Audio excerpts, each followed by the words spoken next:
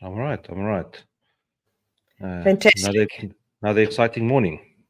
Yes, and it's an exciting morning because today we have a guest. Dewald, are you going to introduce Roelof for us? Yes, we're going to have Roelof Du Toit from the Kiwi Connection. Going to add him in a little bit. And just to say that Roelof was one of the first people we interviewed for the podcast.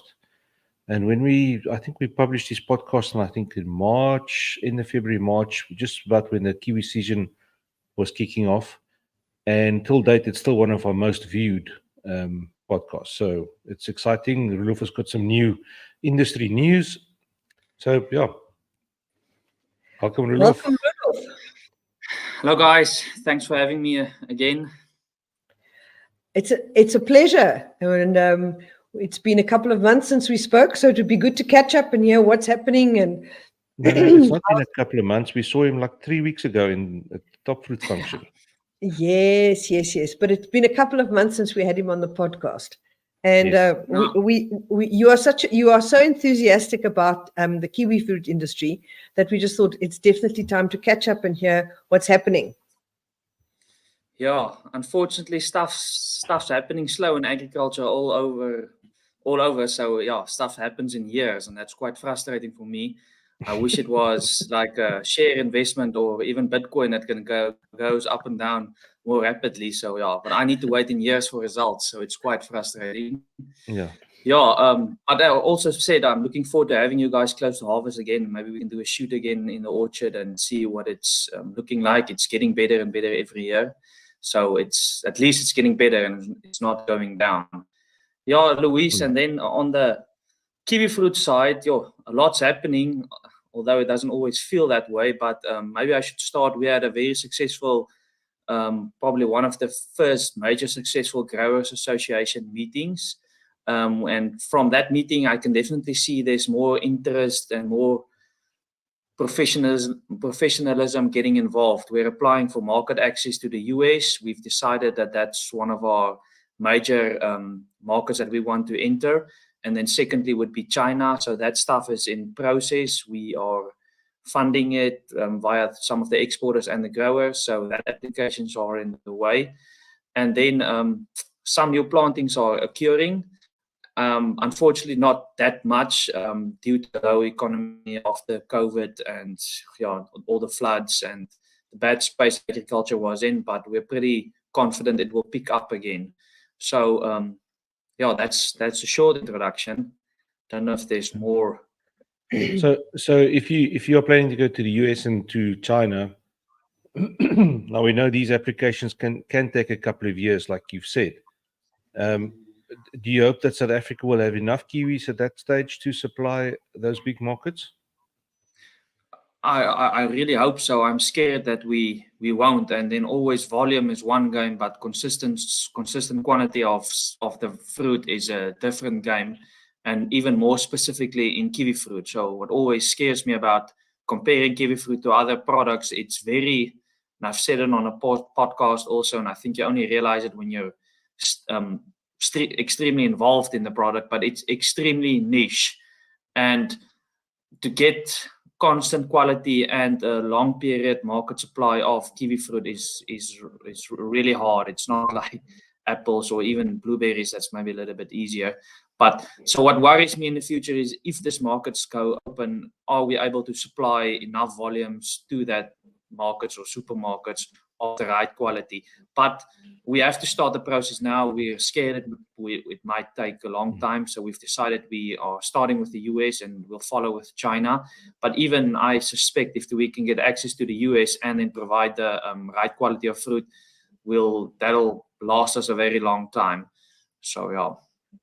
What is the predicted market supply that the US might take? No, Dewald, we'll dive into that studies, but when we get closer to that time. But we know Zespri from New Zealand is also putting or investing a lot of money in the US market, and we know it's a huge market. But we kind of at this stage let the exporters lead us, and the exporters are talking to big service providers into supermarkets in the US. So that's kind of what we're using as a bait or why we want to go to the US.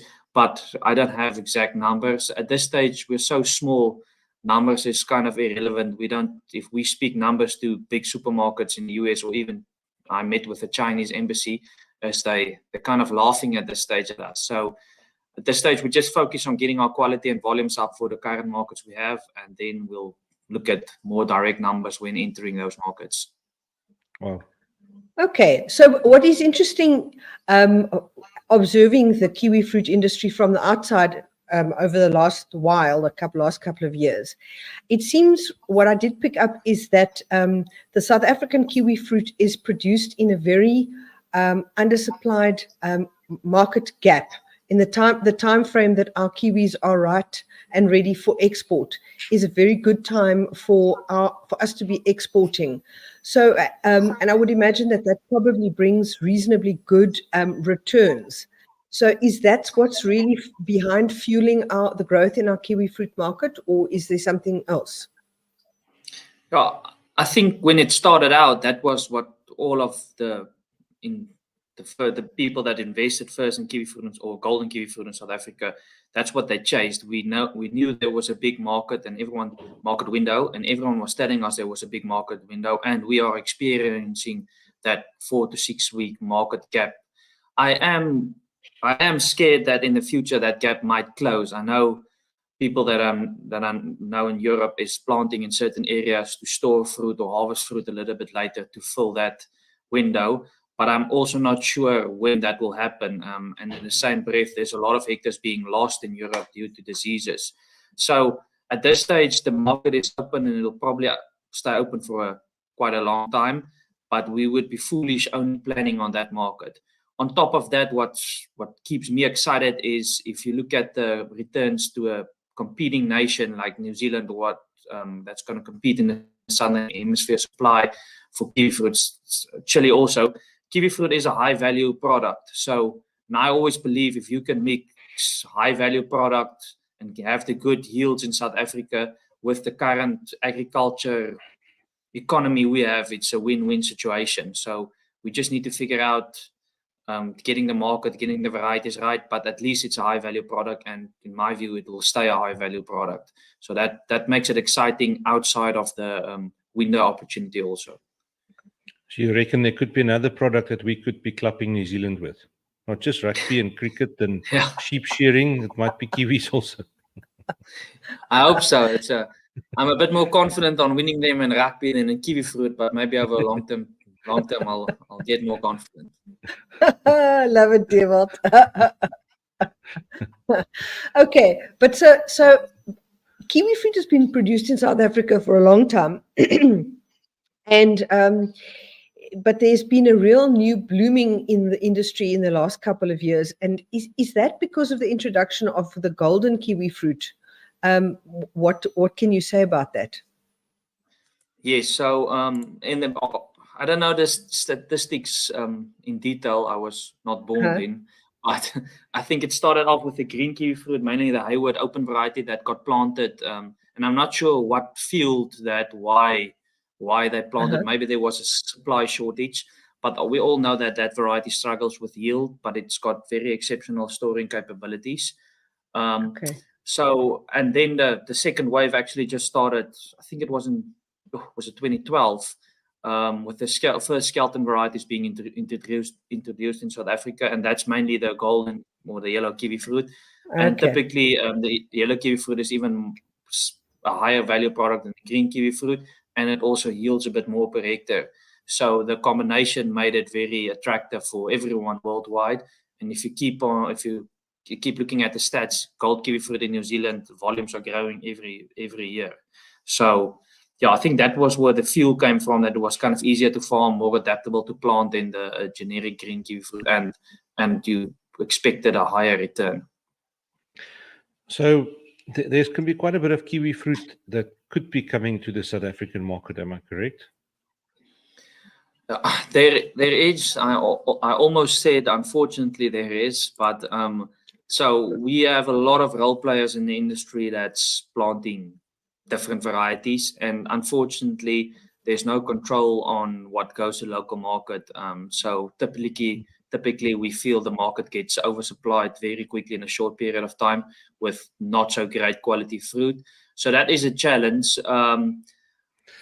Yeah, but what also that was going to be my question. How do we educate the local market here as to what good kiwi fruit is? Because yeah, I think we discussed it in the podcast also. It is one of those things, you buy it and then you slice it and then it ends up in a fruit salad somewhere, or and nobody really buys it to eat kiwi fruit just by itself.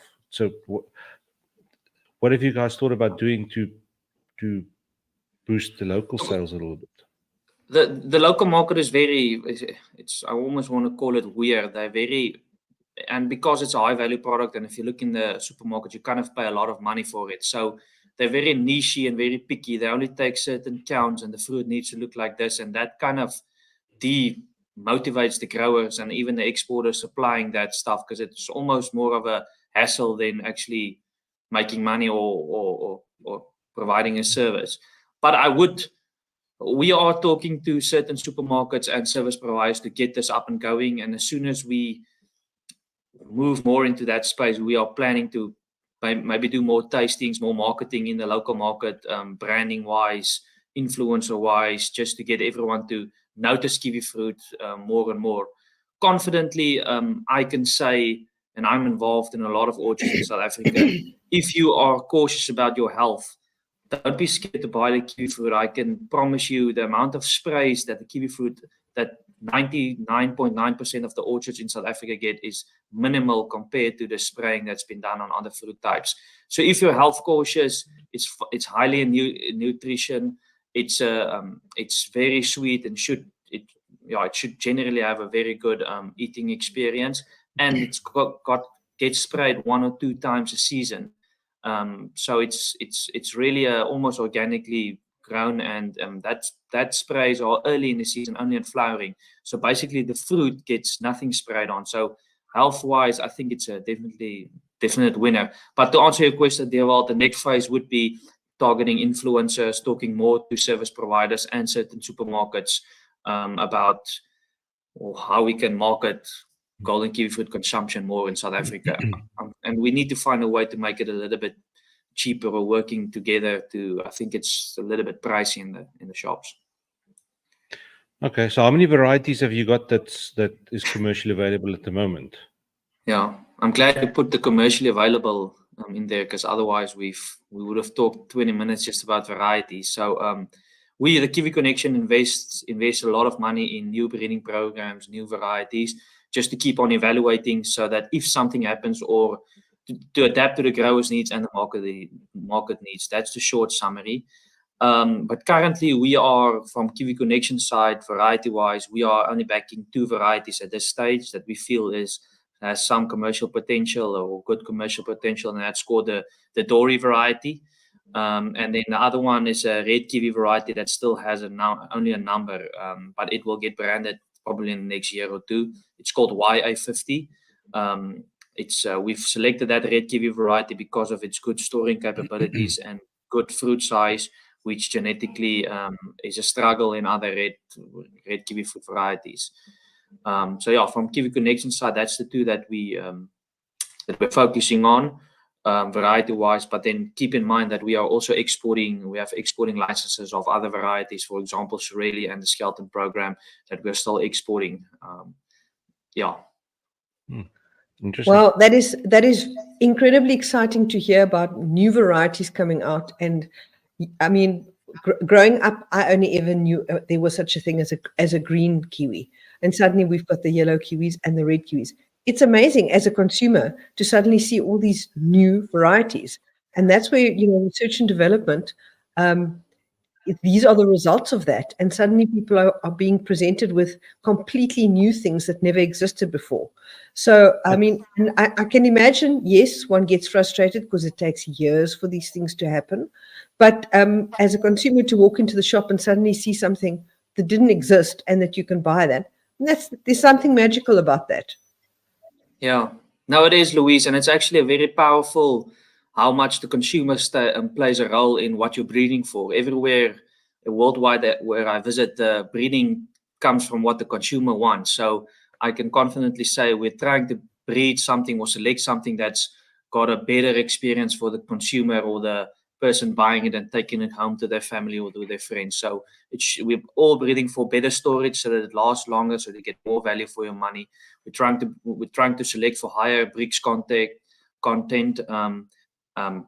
So better eating experience, and then also disease resistant to spray even more or less. So it's all consumer driven. Okay. Maybe we should have a live Kiwi blind test one morning. We get random people in, we put it out, and then we let them taste and see what they say. Yeah. No, Yes. last year we did a short Could be tasting, so I'll let you know at that time of the year. It would be good if you guys can join. We can even have the video camera there in Top Food's boardroom, and then we do a tasting again and we film it. Yeah. But I'm thinking people from the street. It must almost must almost like go set up a table at a shopping mall, and then people come by, or we must go into Cape Town Centre where people that we would expect would buy kiwi fruit, and then we do that there. No, that's a very good idea, Dewald. I'll keep it in mind, and we can talk closer to the time. It would be nice. I just have to add, I don't know if you guys saw the clip on social media of the baby eating the green kiwi fruit, and the look of utter horror at the sour flavor. That to me was just the funniest thing. I'm sure you must have seen it. Yeah, it was forwarded to me probably by 20 different people because I'm involved in kiwi fruit. I can imagine. But what is also good news that you mentioned earlier is that the industry is maturing, and the growers are getting together and forming the basis of a mature. The important thing is for growers to start working together, and for there to be someone representing the grower needs in the market and all the things that go with establishing an industry. And it's very good to hear that is really underway, and that the industry is busy pulling together, and people are making that happen. So well done on that to the kiwi fruit industry. Yeah, surely I just want to mention I shouldn't get all the credit. I do assist, but then the whole board members For sure, there's a lot of work. Yeah, so yeah, we see the posts from various people in the kiwi fruit industry on LinkedIn. And I mean, yes, we realize that it is obviously it's a group effort, and there are a lot of people pushing hard and working hard to make this happen. So, I mean, you are the one that's here with us now. So good luck to you and to the rest of the people in the kiwi fruit industry with establishing all those things, because it's not easy. Yep. Yeah, no, thanks. I once heard us saying, I don't know who, I can't accredit it to anybody in particular, but they say trying to get farmers to work together is like trying to herd cats down a highway. Yeah, it's scary actually, and I wished it was different. Last night I listened to a podcast of, I don't know if you guys know, Advanced Eco Agriculture or John Kempf, but anyways, he was talking about a certain cooperative in the US that's working together with a certain supermarket, and it's actually an open transparency booking system. So both parties have access to both parties' financials, and actually the growers are setting the selling price in the supermarket. Obviously, it's an open discussion and it needs to be profitable for everyone, but that kind of gives the grower to farm with less chemicals and less fertilizer, or more regenerative, but he sets the selling price so that it's still profitable for him. So in the end, it's better for the grower. The supermarket still makes its money, and then obviously the consumer, who's the most important in this whole value chain. So yeah, I wish that. Yes, sorry. So does the consumer then get it cheaper if he says, okay, right, I'm using less of this, I can sell it for less, and the supermarket can still make its markup, and it's still cheaper for the client? I think the whole discussion went around maybe not cheaper for the consumer, but not majorly more expensive. Because if you go and look at organic fruit that you buy in the supermarket, it's roughly 25% or whatever more expensive. So it's just making it more affordable, more accessible for the consumer, and knowing that they're buying something that's got more nutrition in it and was sprayed maybe less. So that was the whole thing behind it. I still need to finish the podcast, Ewald, so I'll WhatsApp you what the final decision was. Asseblief. But Okay. it's a very good initiative, yeah. Very cool. Very, very interesting. Well, Roelof, we could chat all day, but I think we've all got things to do. And thank you very, very much for your willingness to join us. We watch the kiwi fruit industry with great interest, and we would love to come and visit you in the orchard again one of these days. So good luck. No, please, let's do that, and then we can have a long discussion again. Then there's more technical stuff to show you guys, and but then just to maybe wrap up the thing, I do want to say that maybe I get across too conservatively, but Kiwifruit's really a special product, and I think it's a special product specifically for South Africa if you have the global view in mind. And I'm talking green varieties, yellow varieties, and red varieties. So if you're a grower and you are looking to diversify or investing in something new, it's something to look at if you're in the right area. I think it's got a special place. Do your homework good enough and then contact everyone. Don't just contact certain people. But it's a special thing that I see is going to have a huge future in the next 10, 15, 20 years in South Africa agriculture. Fantastic. I've put your number on the thing there, so on the screen, so people can get it. They can just pause it and then get your number. Love your enthusiasm, and yes, we really watch with interest to see how things are going to go. Thanks so much, Roelof. Yeah, Thank you, guys. don't sign. Thanks for having me. Don't sign off yet. We're just going to end the stream, and then I'll chat to you. We'll quickly. chat to you again. All right. Wonderful. Thank you. Okay. Thanks a lot. Cheerio. Have a Bye-bye. great day. Bye.